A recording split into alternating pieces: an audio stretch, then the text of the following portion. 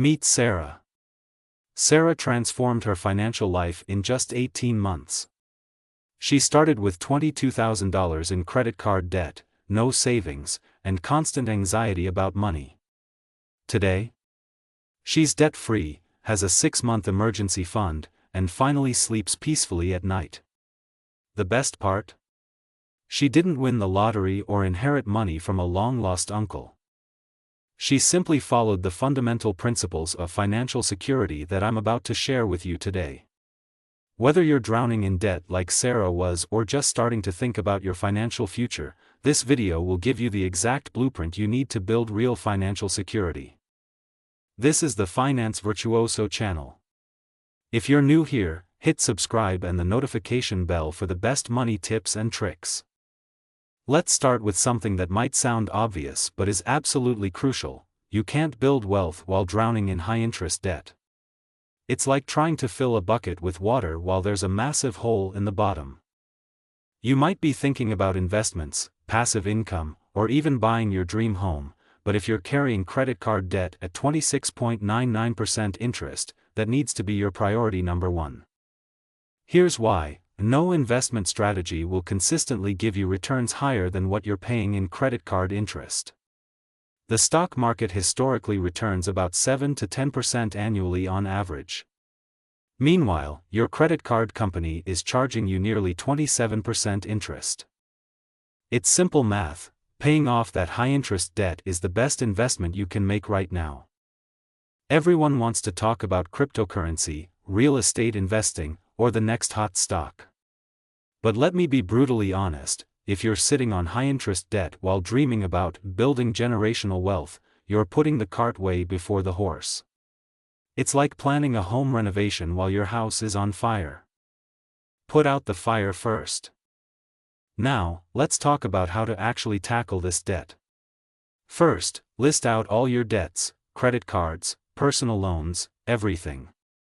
Write down the balance and interest rate for each. Those high-interest credit cards?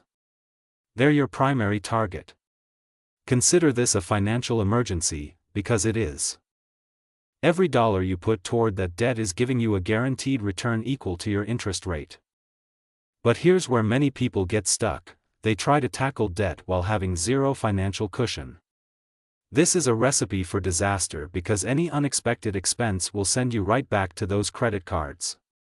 This is why you need to build a starter emergency fund of about $1,000 while you're paying off debt. It's not your full emergency fund yet, but it's enough to handle most common emergencies without derailing your debt payoff plan. Once you've knocked out that high-interest debt, it's time to build your full emergency fund.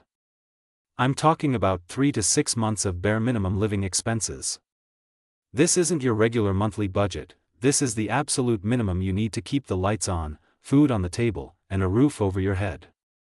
Now, here's where a lot of people mess up. They keep their emergency fund in a regular checking account earning zero interest, or worse, they keep it in cash under their mattress.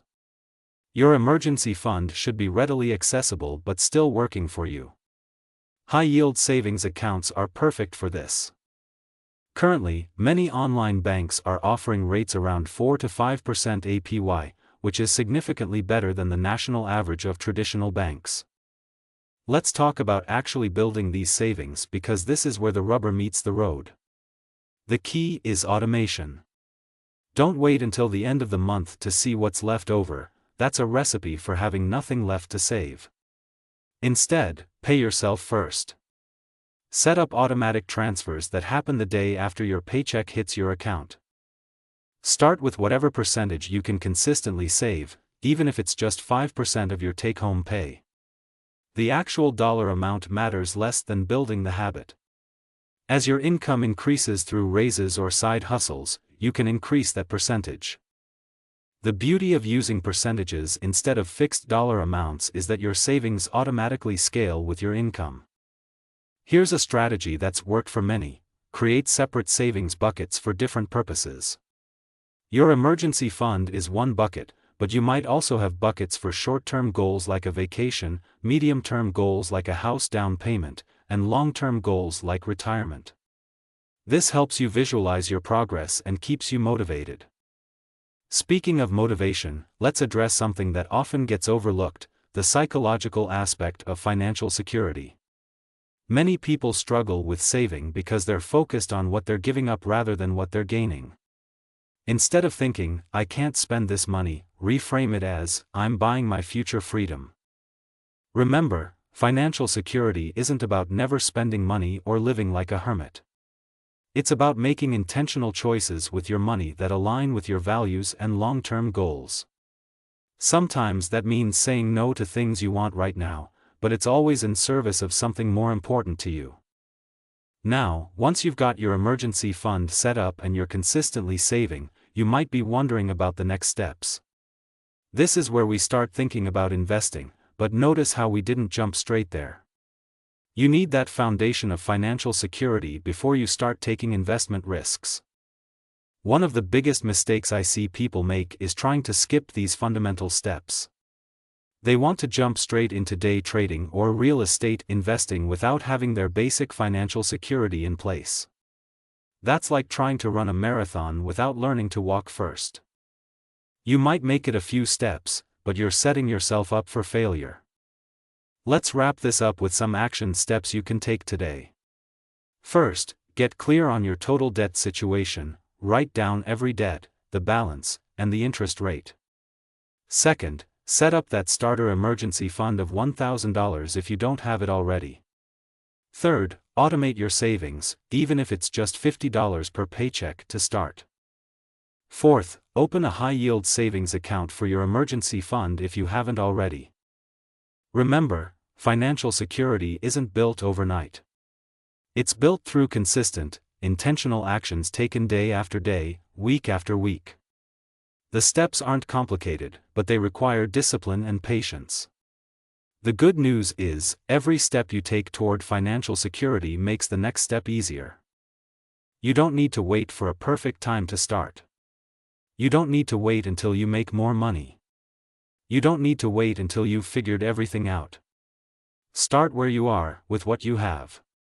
Future you will be incredibly grateful that present you took these steps. That's it for today's video. If you found this helpful, make sure to like and subscribe for more practical financial advice. Drop a comment below letting me know what other financial topics you'd like me to cover. Until next time, remember, financial security isn't about being rich, it's about having peace of mind. See you in the next video.